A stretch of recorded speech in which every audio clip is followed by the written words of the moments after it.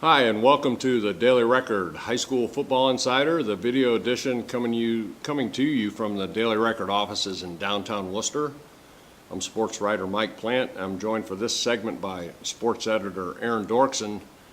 Aaron, this is where we usually talk about last Friday's games, but you were at the one game everyone was talking about, the Chippewa-Norwayne contest that sent shockwaves reverberating around the area.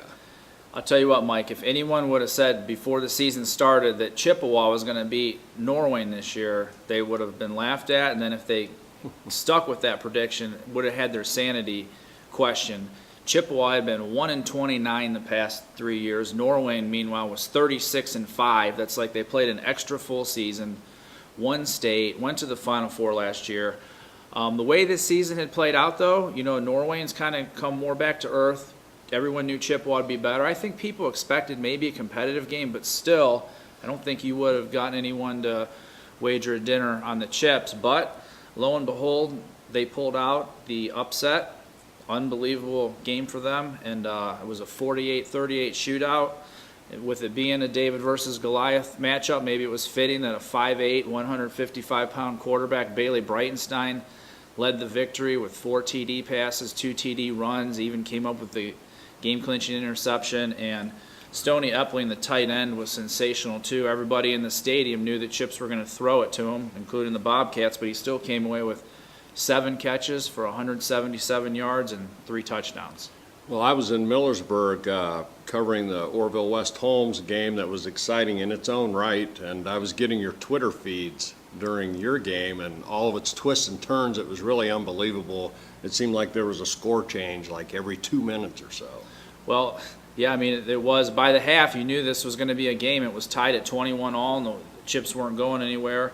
It was a 27-10 run in the fourth quarter, though, by Chippewa. The Bobcats did add a late touchdown that put it away. And, Norwayne, despite losing, how many times does a quarterback throw 5 touchdown passes, go over 300 yards?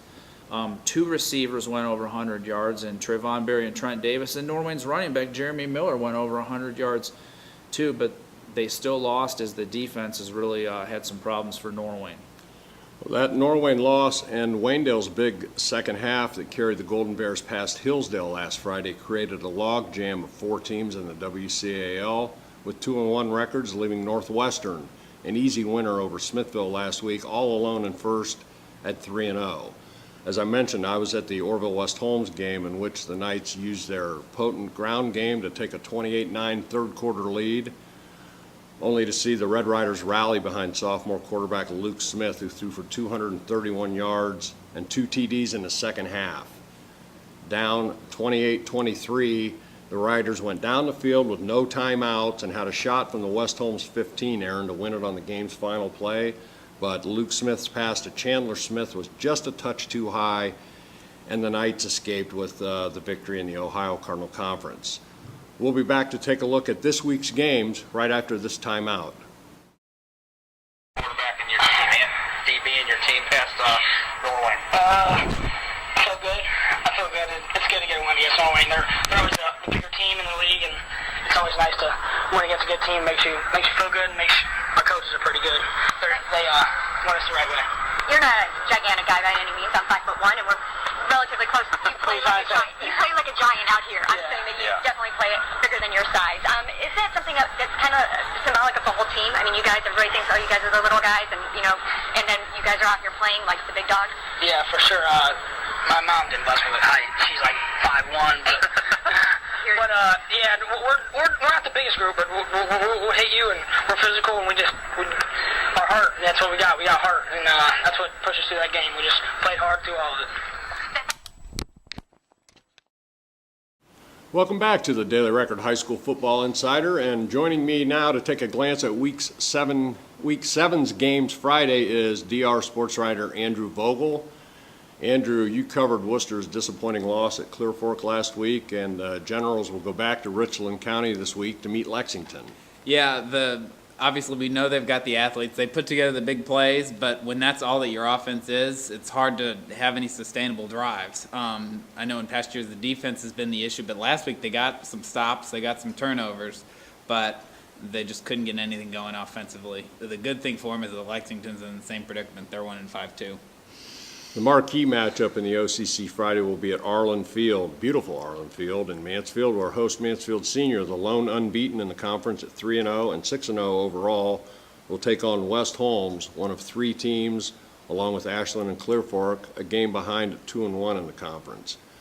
The Knights have kept rolling along behind backs Lane Perrone, who went over 1,000 yards for the season last week with his 184-yard game against Orville. And then Luke Ogie, who's knocking at the door of 1,000 yards with 927 himself. An injury to Brady Arnold has cost West Holmes not only its explosive playmaker, Andrew, but he's the glue of the secondary that's been forced to shuffle some kids around in different positions.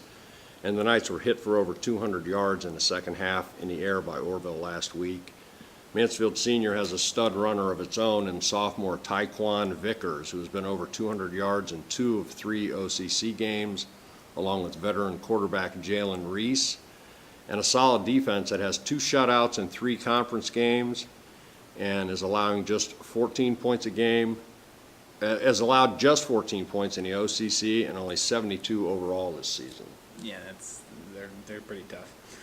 And Ashland and Orville, and despite Orville's loss, this is kind of the meat of their schedule, and they've lost the last 2. But even despite those 2 losses, Orville still sits at number 7 in the computer rankings, and they kept it close at West Holmes last week, and that's kind of been their MO all year, is that they're in the game. I think except for the game against Mansfield Senior and against kind of the opener.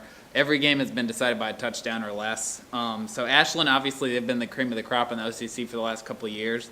But I think this is, if Orville doesn't turn the ball over and can get some offense going, this is a winnable game for them. And if you sit at 5-2, then then you can really kind of start talking about the playoffs. But again, Ashland's always a good team, though, so we'll see. Especially in Division 5. Yeah. Orville's one of the smaller schools in the OCC, as we all know.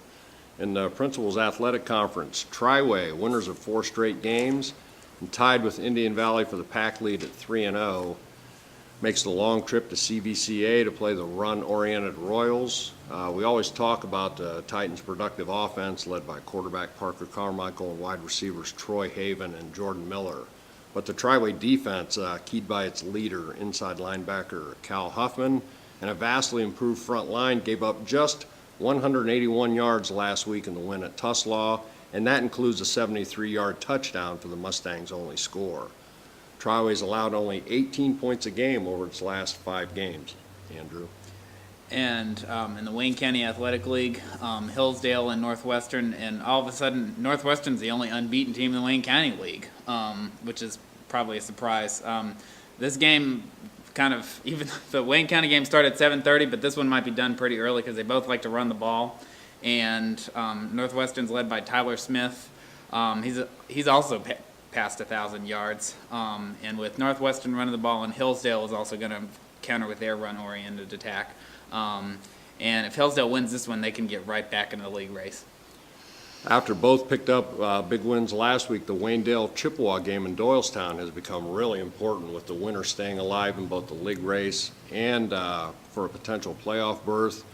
We already touched on Chippewa in an earlier segment. Waynedale quarterback Ren Weaver, just 29 yards away from 1,000 yards rushing on the season, and he threw for 2 scores last week as the Bears' offensive output against Hillsdale of 450 yards split almost evenly between run and pass. And we talked about Norwayne at the beginning of this. They host Dalton, and Dalton hasn't quite had the start that they wanted, but Jack Burke is quietly having a nice season at quarterback. The temptation is to say, well, Chippewa beat Norwayne, Norwayne's kind of ripe for another upset. But I think that probably the most dangerous time to play a team is after they've been upset, and I think Norwayne will bounce back in a big way this week. And finally, in the WCAL, one team gets its first league win as Smithville travels to Rittman. The Smithies, the lone team in the area without a win, has been outscored 266-74 on the season, while Rittman has been ravaged by injuries, and they were shut out last week by Dalton. Elsewhere, unbeaten Loudonville, now up to 7th in the statewide AP poll, will begin a 4-game stretch of home games that end the regular season when they host East Knox. Tuslaw travels to Tusky Valley in a game featuring 2 teams looking for their first PAC wins. And Cloverleaf will host Copley in the Suburban League, with both of those teams searching for their first league victories. We'll find out Friday if that does happen, and we'll be back next week to talk about it here on the Daily Record High School Football Insider. For Andrew Vogel, Aaron Dorkson, and our producer-director, Dan Starcher, this is Mike Plant. Thanks for watching. Enjoy the games, and we'll talk again next week. Good job, guys. Woo!